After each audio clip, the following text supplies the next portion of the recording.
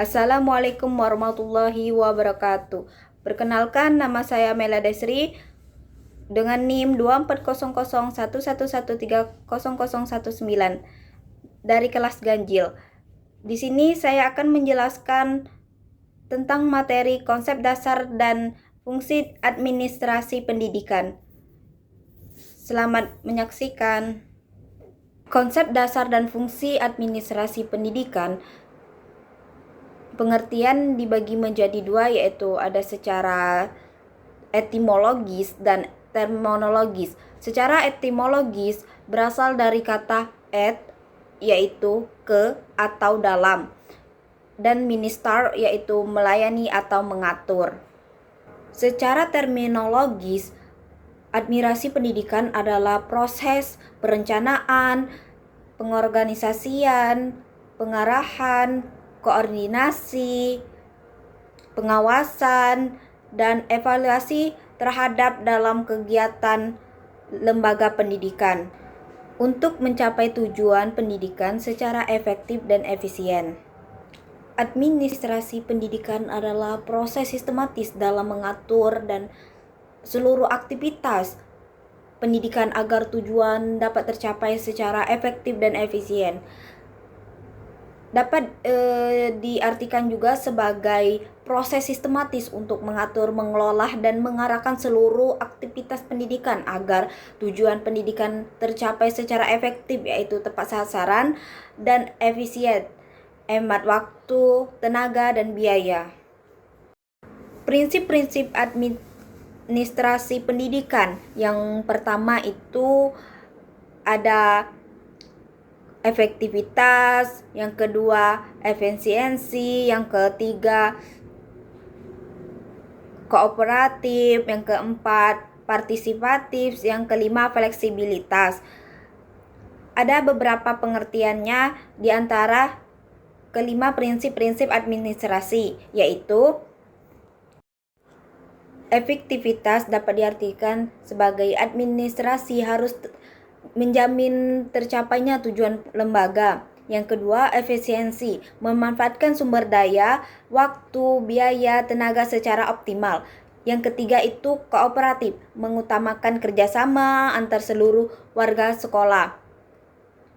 Partisipatif, melibatkan guru, siswa, orang tua, dan masyarakat. Yang kelima, fleksibilitas, mampu menyesuaikan dengan dinamika lingkungan pendidikan. Fungsi administrasi pendidikan beserta contoh di madrasah atau sekolah.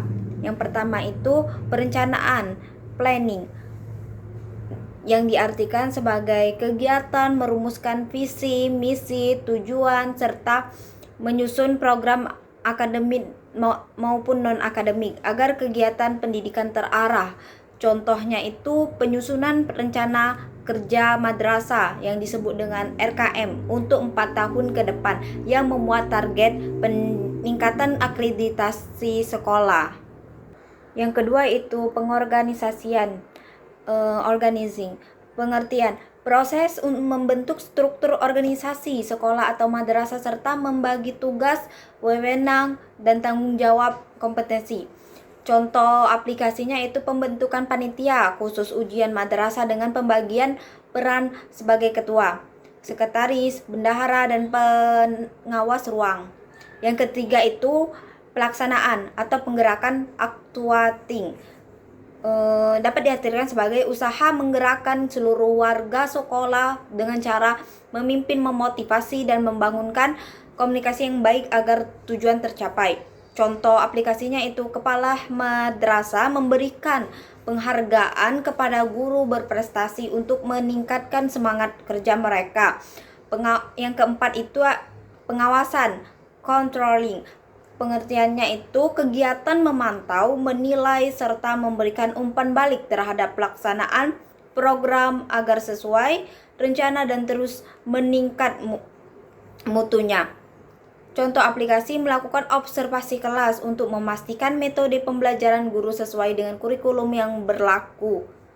Dapat disimpulkan, administrasi pendidikan ini berperan penting dalam menjaga keteraturan dan kualitas penyelenggaraan pendidikan melalui fungsi PUTS, yaitu perencanaan, pengorganisasian, pelaksanaan, dan pengawasan. Sekolah atau madrasah dapat memastikan setiap kegiatan berjalan sesuai dengan tujuan, melibatkan semua pihak, serta terus diperbaiki melalui evaluasi. Manfaat dari materi konsep dasar dan fungsi administrasi pendidikan itu ada 3. Yang pertama itu membantu tercapainya tujuan pendidikan secara efektif dan efisien, dan meningkatkan kerjasama antara guru, siswa, orang tua, dan masyarakat. Yang ketiga itu mendorong budaya tertib, teratur, dan profesional dalam pengelolaan sekolah ataupun madrasah. Refleksi, belajar administrasi pendidikan ini memberikan pemahaman bahwa keberhasilan pendidikan tidak hanya berasal dari proses belajar mengajar di kelas, tetapi juga dari sistem pengelolaan yang baik. Hal ini bisa menjadi bekal bagi kita untuk lebih teratur dalam mengatur kegiatan baik di dunia pendidikan maupun di kehidupan sehari-hari.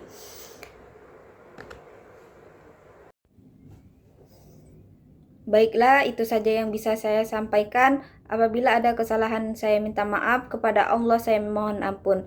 Saya akhiri. Wassalamualaikum warahmatullahi wabarakatuh.